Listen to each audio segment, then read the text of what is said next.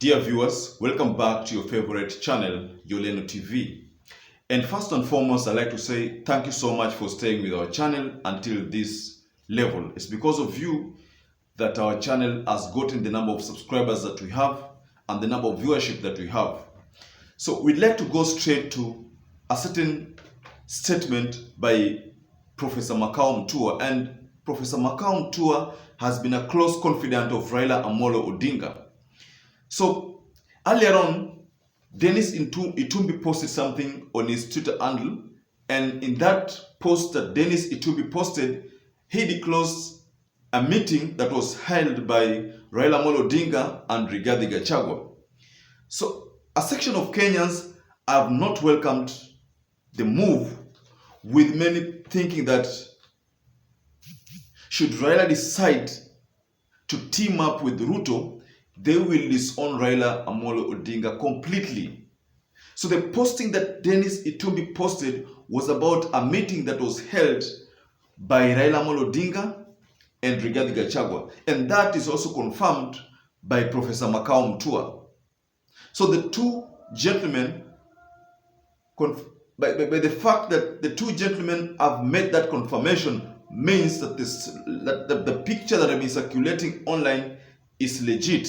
And in that picture, you see RIGATHI GACHAGUA seated on this other side and Raila Amolo seated on this other side. So Kenyans are not happy with that move, but we are yet to get so much information about that meeting. The details about the meeting have not been revealed. But Makau Mtua revealed that the meeting was not pre-planned and that Raila and RIGATHI GACHAGUA bumped into each other at the VIP lounge on their way to Nairobi after attending a series of meetings in Mombasa County. Remember, RIGATHI GACHAGUA has toured Mombasa County for the meeting of the governors, but Raila Amolo Odinga had attended the inauguration ceremony of Abdul Swamad, who is the current governor of Mombasa County. So remember, during campaigns, GACHAGUA kept accusing Uhuru that he was planning to rule through a proxy. GACHAGUA kept accusing Uhuru Muigai Kenyatta that he was using Raila Amolo Odinga to be a puppet president. And that was confirmed by Mudavadi. I think that narrative that many believe could have played a critical role in ensuring that Raila do not win the election with the landslide margin that was projected, because the only way that Raila Amolo Odinga would beat William Samoei Ruto was if he had won by a landslide margin. The projection of Raila's win, as previously indicated by Atwoli, was an 8 million win. So if Raila Amolo Odinga had scooped 8 million win, it would have been very much impossible for William Samoei Ruto to win this election. But the narrative played well, and it denied Raila Amolo Odinga some votes for Mount Kenya region. And you remember, the projection of the votes for Mount Kenya region was about 1 million, but that is not the number Raila Amolo Odinga got from that region. The percentage turnout was low, but the percentage voters that voted for Raila Amolo Odinga again fell short of the expectations. So there has been speculations that Kenya Kwanza is slowly reaching out to Raila Amolo Odinga for blessings because of the already growing animosity with the Kenyan people over prices. Yesterday was a very sad day for Kenyans after the prices of fuel decided to skyrocket. It was very sad for Kenyans, and most people are crying foul over that sudden increment in prices. So Uhuru Muigai Kenyatta managed to complete his second term amid all the challenges because he had Raila Amolo Odinga by his side. But you remember, during the campaigns,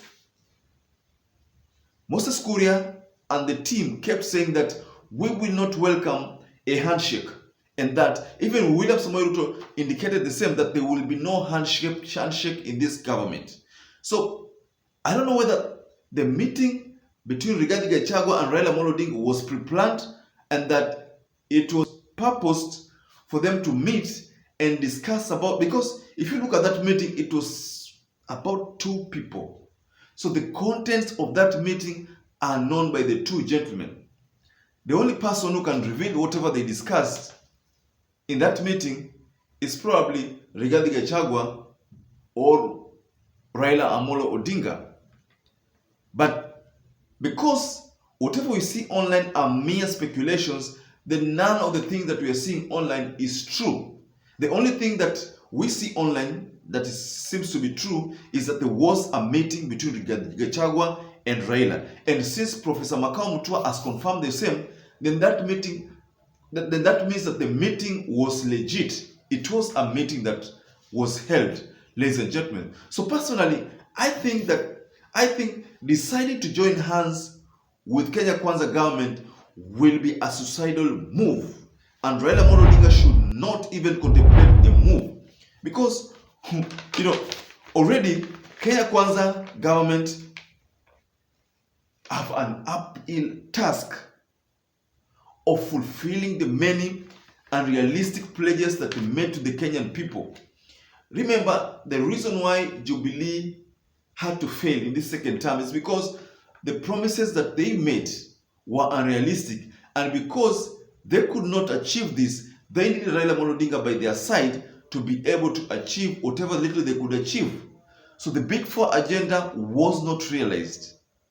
And William Samoei Ruto kept blaming Raila Amolo Odinga as to having been the reason why the Big Four agenda was not achieved. So I think this time round, William Samoei Ruto has been given total support by total withdrawal of the opposition, so that William Samoei Ruto can achieve his dreams, can fulfill the pledges that he made to the Kenyan people. Because should he fail short of achieving those agendas, then William Samoei Ruto will not have anybody to blame that it's because of Joe, that is the reason why I could not achieve the Hustlers Fund, that it's because of Joe that I could not achieve the price reduction in the common products like unga and fuel. So William Samoei Ruto will not have a reason to cry foul over the mere fact that he could not achieve the goals, the agendas of the Kenya Kwanza government. You remember the mere reversal of the SGR operation is an uphill task. Consider the fact that many people had already adjusted. I know of a former Nyali MP, Awiti. Awiti was the MP for Nyali in the year 2013 there, 2013-2017. He made some fast adjustment and invested in ICD because the future was in ICD. He had projected that this SGR would make sure that now the empty containers are many, and that they would need a place to store these empty containers. And that's the reason why the ICD market came into place.